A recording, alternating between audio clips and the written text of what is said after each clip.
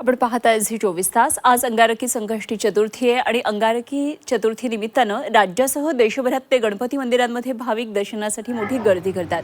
मुंबईमध्ये सिद्धिविनायक मंदिर तसेच पुण्यामध्ये दगडूशेठ हलवाई गणपती मंदिर याचबरोबर अष्टविनायक गणपती मंदिरांमध्ये भाविकांनी बाप्पाच्या दर्शनासाठी पहाटेपासूनच रांगा लावलेल्या आहेत। तर राज्यातल्या विविध मंदिरांमध्ये आपण ही दृश्य पाहतोय। भाविकांची मोठी गर्दी मंदिराच्या गाभाऱ्यामध्ये आपल्याला पाहायला मिळते। दगडूशेठ गणपती असू देत, सिद्धिविनायक असू देत, गणपतीपुळे ओझर या ठिकाणी आंब्याची आरास करून बाप्पाला नैवेद्य सादर केलेला आहे आणि त्याचबरोबर भाविकांनी प्रचंड गर्दी केलेली आहे। तर अष्टविनायकांपैकी एक असलेल्या ओझर इथल्या मंदिरातून आढावा घेतला आमचे प्रतिनिधी हेमंत चापुडे यांनी।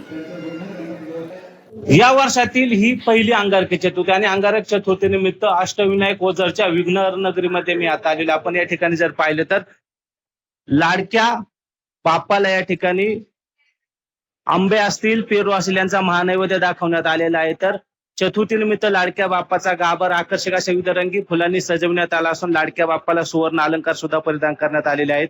पहाटेपासूनच आज अंगारक चतुर्थीनिमित्त लाडक्या बाप्पाच्या दर्शनासाठी भाविकांनी गर्दी केलेली आपल्याला परिस्थिती पाहायला मिळते। मोठ्या संख्येने या ठिकाणी भाविक दर्शनासाठी रांगेत येऊन या ठिकाणी दर्शन घेत आहेत। मोठ्या संख्येने भाविकांची गर्दी पाहायला मिळते। आपल्यासोबत बोलण्यासाठी देवस्थानचे अध्यक्ष आहेत। काय सांगाल, काय नियोजन केलेलं आहे यावर्षी? वर्षातील पहिलीच अंगारकी चतुर्थी आणि पहाटे 4 वाजता मंदिर उघडलं गेलं। यथोचित पूजा करून सुवर्ण अलंकार त्यात मग गणरायाला परिधान केले गेले आणि सकाळपासूनच कार्यक्रमाची या ठिकाणी रेलचेल असते। सकाळी काल दुपारपासून या ठिकाणी गणेश यागाचं आयोजन केलं होतं। तो गणेश याग सकाळी 7 वाजता पूर्ण झाला। 7 वाजता 11 जोडप्यांच्या हस्ते या ठिकाणी महाआरती करण्यात आली।